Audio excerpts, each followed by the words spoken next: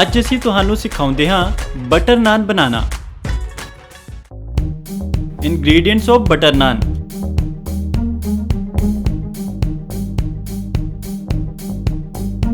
एक कप मैदा,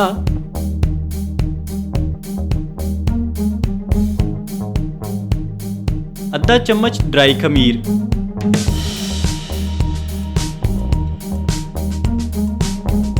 आधा चम्मच खंड,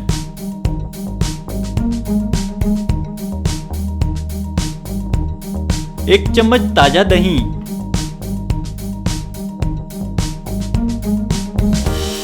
एक चम्मच घ्यो,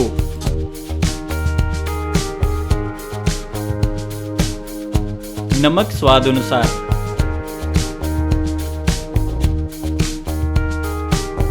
काले तिल दे बीज 5 चम्मच, ब्रुश करन लई मक्खन, रोलिंग दे उद्देश लई सादा आटा, एक कटोरे विच खमीर, चीनी अते गर्म पानी मिलाओ ਅਤੇ ਇਸ ਨੂੰ 6 ਤੋਂ 7 ਮਿੰਟ ਲਈ ਇੱਕ ਪਾਸੇ ਰੱਖੋ। ਰੋਲਿੰਗ ਕਰਨ ਲਈ ਕਾਲੇ ਤਿਲ, ਮੱਖਣ ਅਤੇ ਆਟੇ ਨੂੰ ਛੱਡ ਕੇ ਹੋਰ ਸਾਰਿਆਂ ਨੂੰ ਮਿਲਾਓ।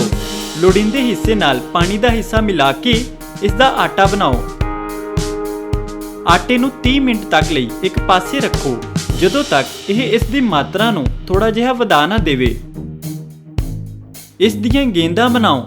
ਗੇਂਦਾਂ ਨੂੰ ਥੋੜਾ ਜਿਹਾ ਰੋਲ ਕਰੋ ਅਤੇ ਇਸ ਵਿੱਚ ਥੋੜਾ ਜਿਹਾ ਤਿਲ ਦਾ ਬੀਜ ਪਾਓ ਅਤੇ ਫਿਰ ਇਸ ਨੂੰ ਗੇਂਦ ਬਣਾਓ।